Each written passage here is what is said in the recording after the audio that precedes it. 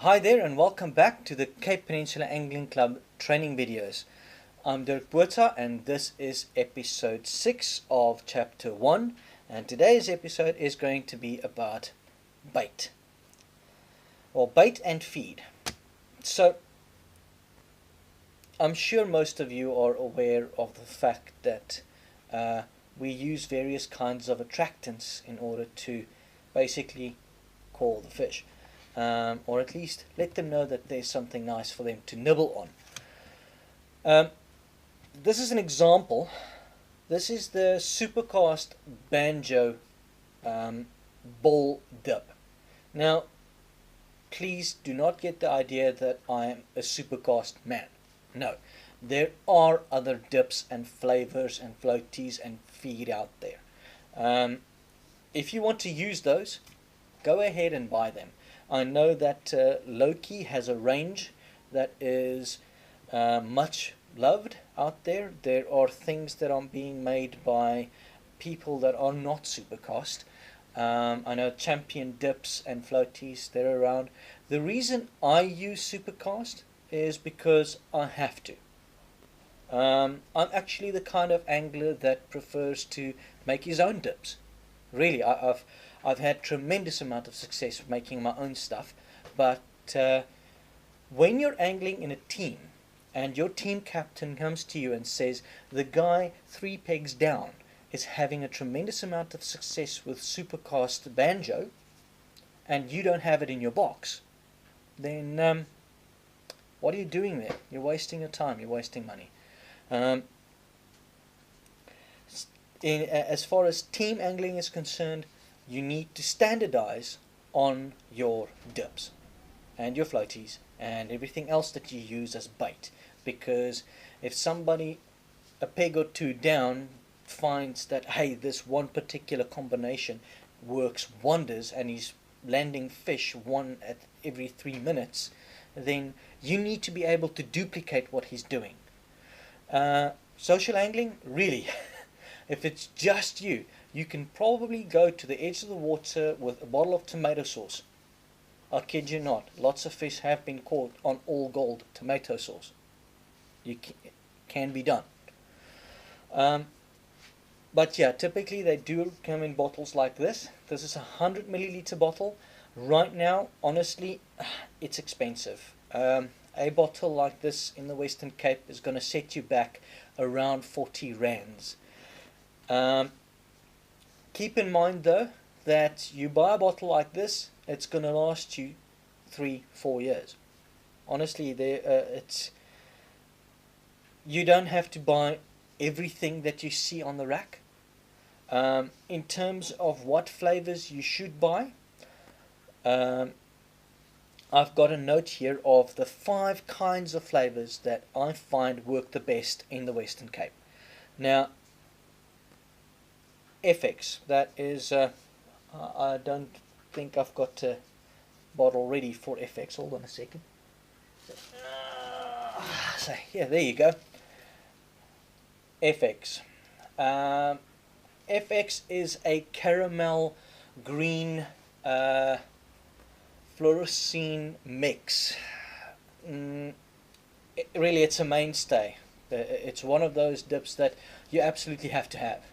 So the first dip you buy when you walk into a tackle shop will be FX or a caramel equivalent. I can't think of anything off the top of my head that is not a Supercast brand that is equivalent, but I'm sure if you ask around you'll be able to find. So that's the one, FX. The other is Bun Spice. Now I know Supercast doesn't make a specific Bun Spice dip, or at least I've never seen one, so you might have to go something like Eco Catch. Now Eco Catch, I know that they made a Bun Spice that I really liked. In fact, I still have a little bit of it left. It is yeah, in combination with the FX, especially at a place like Brunfly, you're gonna be inundated with these small little bitfish. So don't use it at brandvlei and kwaggas kloof. Okay, just avoid it. Try something else because that combination will it will irritate you. That's how many of those little witfish you're going to catch. The witfish are normally irritating over there, but that just adds that extra tweak that you don't want. But they are valuable in other venues. So definitely FX Bun Spice, Devil's Fork, or some guys would prefer calling it Devil's Draak. And if you can't find that,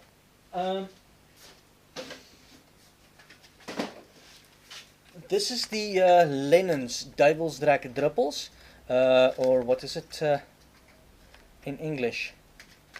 There is no English name on here, but this.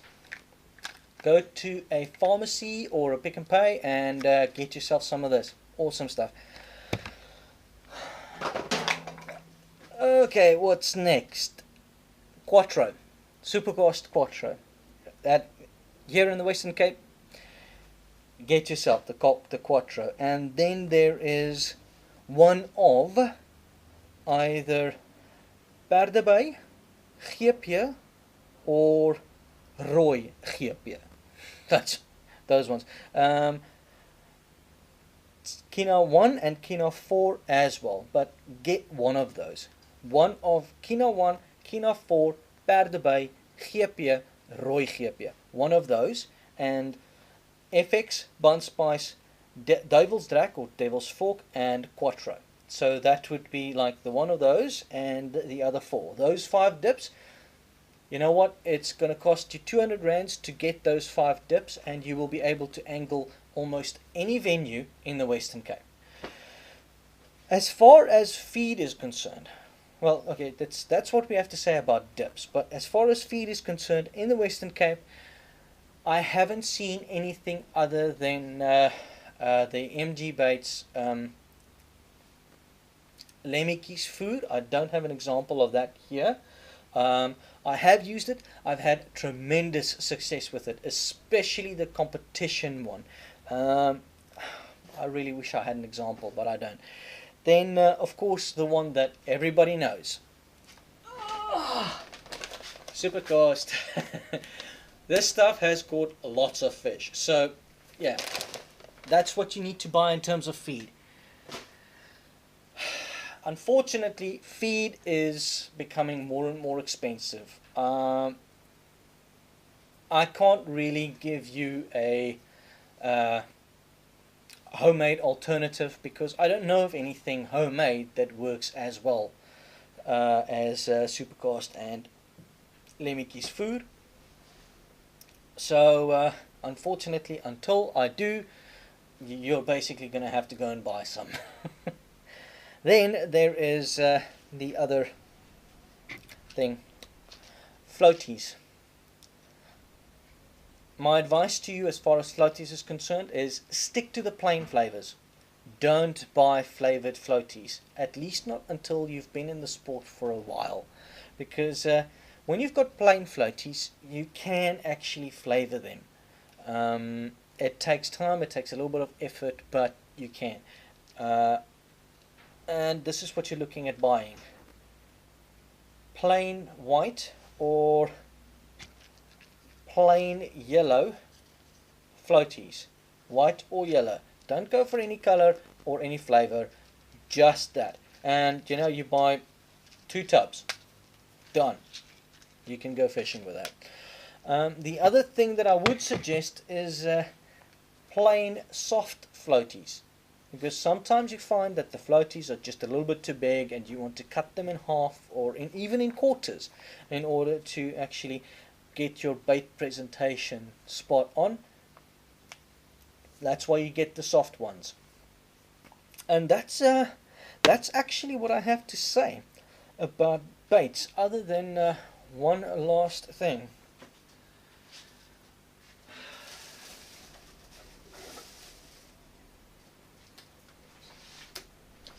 Corn, specifically whole kernel corn. There are bait manufacturers out there that will sell you little tubs of flavored corn.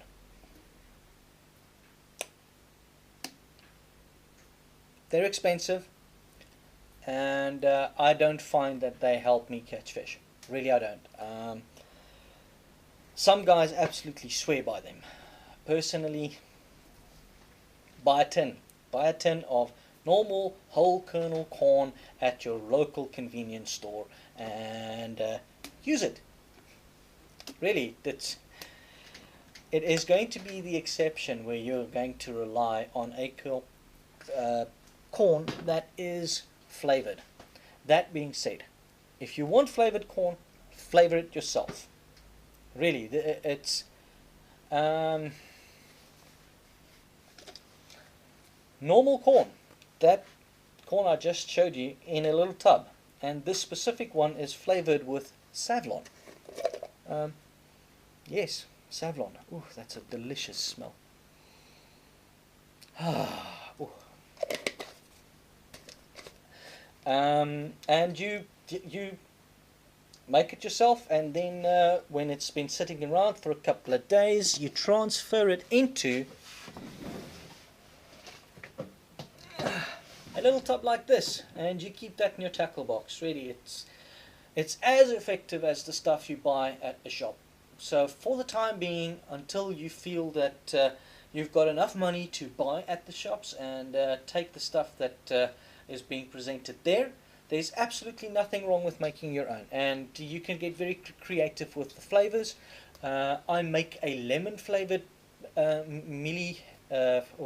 kernel that I really put the lemon juice you buy at Pick n Pay. That lemon juice, you just squirt it all over that stuff. You mix it with 2 teaspoons of vodka, and there you go. You've got a mealie that's going to stay in your tackle box. It's not going to go off, and it's going to last just as long as the stuff that they sell at a tackle shop. That's a little money saving tip right there. And that's all I have to say about feed. The next episode we're going to start talking about basically the other stuff. The stuff that makes your life a little bit easier. Things like a towel. Some buckets. I'm going to run through that very quickly, and that's going to be the last episode of Chapter 1.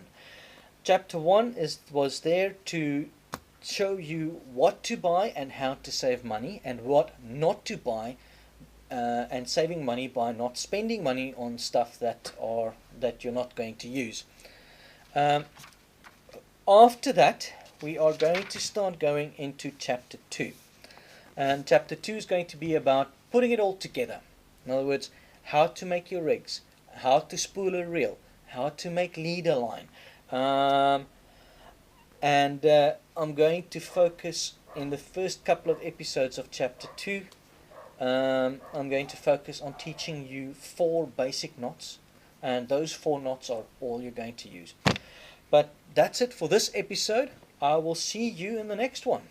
Ciao.